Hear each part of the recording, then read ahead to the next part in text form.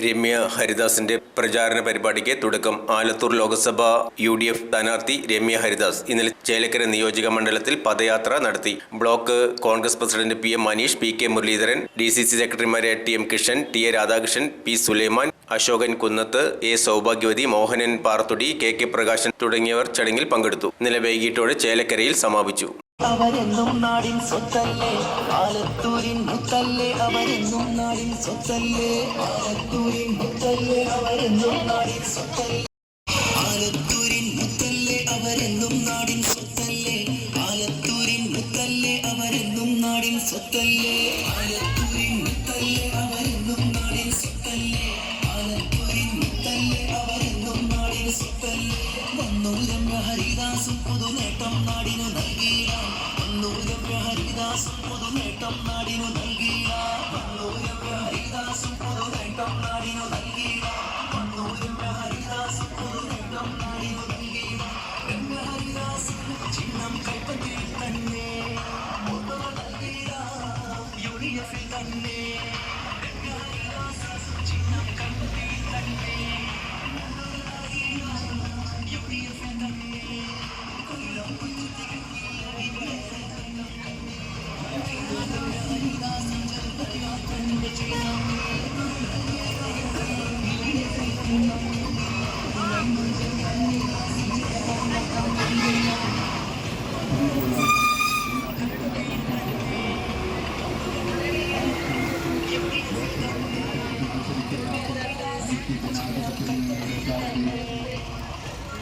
Kumari Haridas, Chelakkara block Congress കമ്മിറ്റിയുടെ അധ്യക്ഷൻ ശ്രീമാൻ PM Manish അവർ നയിക്കുന്ന എന്റെ ഇന്ത്യ എന്റെ രാജ്യം എന്നുറക്കെ പ്രഖ്യാപിച്ചുകൊണ്ട്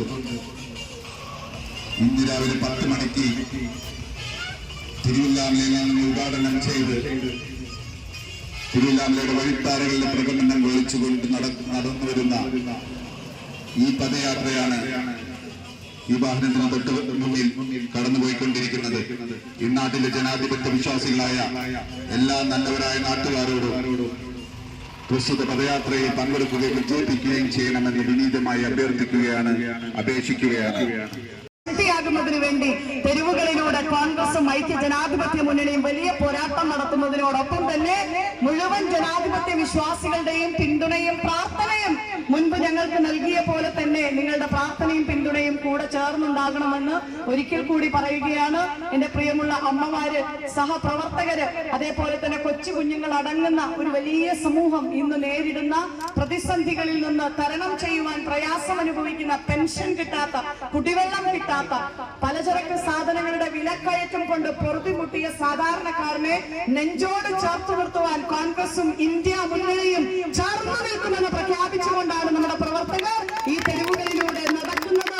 ഞങ്ങൾ തളരാതെ പതറാതെ ഈ രാജ്യത്തിനു വേണ്ടി തെരുവുകളിൽ ജീവൻ കൊടുക്കേണ്ടി വന്നാൽ ജീവൻ കൊടുക്കാനും തയ്യാറാണെന്ന് പ്രതിജ്ഞ ചെയ്തുകൊണ്ടാണ് ഈ യാത്ര ഈ തിരുവല്ലാമലയിൽ നിന്ന് പിന്നിട്ട് പഴയന്നൂരിന്റെ മണ്ണിലൂടെ ചേലക്കരയിലേക്ക് കടന്നു വരുന്നത്. നിങ്ങളുടെ ആശീർവാദങ്ങളും അനുഗ്രഹങ്ങളും പ്രാർത്ഥനകളും ഞങ്ങളോടൊപ്പം ഉണ്ടാകണമെന്ന് ഒരിക്കൽ കൂടി വിനീതമായി അഭ്യർത്ഥിച്ചുകൊണ്ട് നമുക്ക് ജാഥ വീണ്ടും തുടരാം. മുന്നോട്ട്